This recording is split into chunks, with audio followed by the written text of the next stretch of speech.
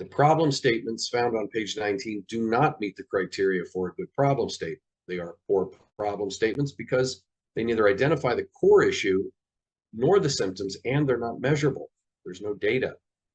And notice that the corrected problem statements do not include a solution, but still reference the desired outcomes, and they are also supported by data. So here I'll screen share. The first one, bottom of page 19 of my notes, and again, all of these are on page 19 of your PDF. The first statement, inventory levels are too high and must be reduced. Well, that doesn't meet the structure and the criteria for a good problem statement. So let's look at the corrected statement. First is, since December, inventory levels have exceeded our 80% maximum threshold and increased inventory costs over the $1.2 million benchmark. This was due to our inventory management system not flagging excessive inventory. $250,000 could be saved per year if inventories were at the targeted level. So you may ask where I got all that. Well, I made it up. But if I worked for that company, I would have had access to this information. First of all, we've identified a time period since December. Inventory levels have exceeded the maximum 80% threshold. That's a policy. And increased inventory costs over the $1.2 million benchmark. That's another policy. This was due to the inventory management system not flagging excessive inventory. That's data that identified the actual problem. And whenever possible, you want to include a financial pain point, in this case, the $250,000 that could be saved per year regarding inventory. So there you go. There's an example of using that structure that we saw in the PowerPoint and putting it in place with this first problem statement. And let's take a look at the second one. Human resources is taking too long to fill personnel requests. So here's the corrected version. Also, I made all this up, but if I worked at the organization, I would have been able to pull all this data. Over the last 90 days, human resources personnel request fulfillments have exceeded the 1-week maximum time period allowed. This is due to understaffing of the HR department, and the resulting backlog has reduced company production efficiency by 23%. There's some good data. And this delay is adding costs of $145,000 a month. So there's a financial pain point. And let's take a look at the third and final example. Here's the bad version of the problem statement. Our hospital has a problem with the number of insurance claim forms submitted with errors to the insurance company. Here's the better or corrected version of that. Insurance claim forms originating at the Fremont North Memorial Emergency Department, a very specific location, are causing a loss of revenue, excessive rework costs, and delayed payment to the hospital.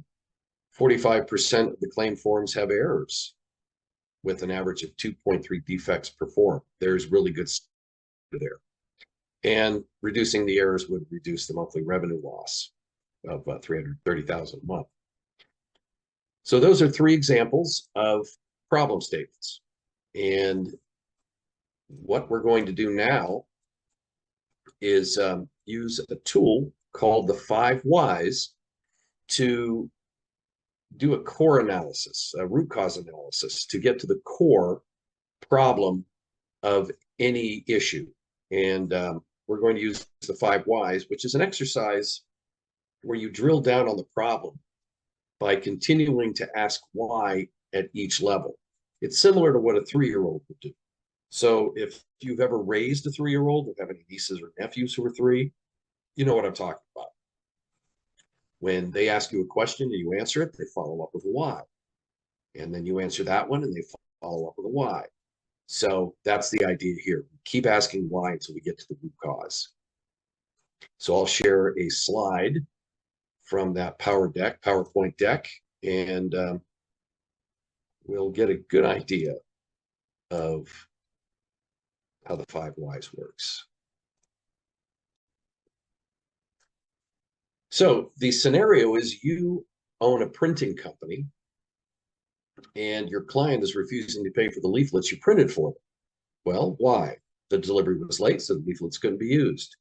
Now, many organizations may just leave it at that. Okay, well, we screwed up.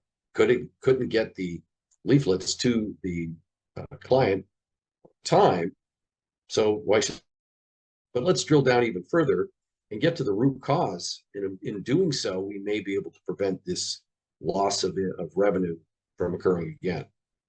So why was the job late? Well, it took longer than anticipated. Okay, well, how did that occur? Well, we ran out of printer ink.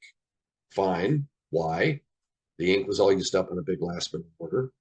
Okay, well, why did that occur? Well, we didn't have enough in stock, and we couldn't order it quickly enough. So that really is the root cause of the problem, is the printer ink. So here's a countermeasure. You do a root cause analysis, you need to come up with a solution. So we need to find a supplier who can deliver ink on very short notice, but even more importantly, we need to have a more effective inventory control process. So when printer ink drops below, say, a 20% threshold, that automatically triggers an order of the less expensive, non-last minute ink, and we can use as a backup the more expensive delivery on demand ink if this ever happens again. So there you go. That's the idea behind the 5 whys.